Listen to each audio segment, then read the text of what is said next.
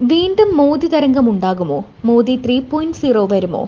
കേരളത്തിൽ നരേന്ദ്രമോദി സർക്കാർ, അതായത് BJP സർക്കാർ അധികാരത്തിൽ ഏറുമോ? താമര വിരിയിക്കുമോ? ഇതൊക്കെയാണ് പ്രധാന ചോദ്യങ്ങൾ. കേരളത്തിലെ മാധ്യമങ്ങൾ മോദിയെ താഴെ ഇറക്കിയത് പലതവണയാണ്. ഇതിനെക്കുറിച്ച് ഇപ്പോൾ ശ്രദ്ധേയമായൊരു കുറിപ്പാണ് വരുന്നത്. കേരളത്തിലെ മാധ്യമങ്ങൾ മോദിയെ താഴെ ഇറക്കിയതും ഇന്ത്യ സഖ്യത്തെ അധികാരത്തിലേറ്റിയതുമൊന്നും ഉത്തരേന്ത്യയിലെ ജനങ്ങൾക്കറിയില്ല.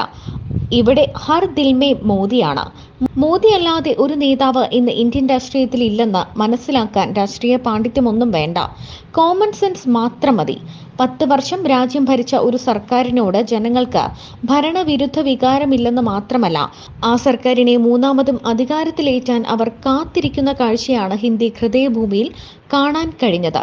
കുറച്ചു വർഷത്തെ മാധ്യമ പ്രവർത്തന പരിചയവും സംഘടനാ പ്രവർത്തന പരിചയവും ഇതിലുപരി രാഷ്ട്രീയ വിദ്യാർത്ഥിയുടെ ഉത്സാഹവും വെച്ച് പറയട്ടെ, ഉത്തരേന്ത്യ പതിവ് പോലെ BJP തൂത്തുവാരുക തന്നെ ചെയ്യും. UPയിൽ കഴിഞ്ഞ തവണ കിട്ടിയതിനേക്കാൾ 15 സീറ്റ് വരെ NDA അധികം നേടിയാലും അത്ഭുതപ്പെടേണ്ടതില്ല. കാറ്റ് അങ്ങനെയാണ്.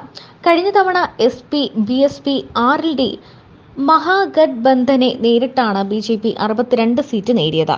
സകലമാന ജാതി സമവാക്യങ്ങളും പ്രയോഗിച്ചിട്ടും ഗഡ്സന്തിന് വെറും 18 സീറ്റാണ് കിട്ടിയത്. ഇത്തവണ BSP ഒറ്റയ്ക്കാണ്. RLD ആവട്ടെ NDAയുടെ കൂടെയും. കഴിഞ്ഞ നിയമസഭാ തിരഞ്ഞെടുപ്പിൽ SP തന്നെ ബാധ്യതയെന്ന് വിലയിരുത്തിയ കോൺഗ്രസ് ആണ് അവരുടെ ഏക മിത്രം. അവരുടെ നേതാവാകട്ടെ കഴിഞ്ഞ തവണ തോറ്റ അമേഠിയിൽ മത്സരിക്കാതെ റായ്ബറേലി എന്ന ഏക സിറ്റിംഗ് സീറ്റിലേക്ക് ഒളിച്ചോടുകയും ചെയ്തു. ധീരന്മാരെ മാത്രം ആരാധിച്ച ശീലമുള്ളവർ രാഹുൽ ഗാന്ധി എന്ന ഭീരുവിനെ സ്വീകരിക്കില്ലെന്ന് മനസ്സിലാകാത്തത് കേരളത്തിലുള്ള AC റൂം മാധ്യമ ജഡ്ജിമാർക്ക് മാത്രമാണ്.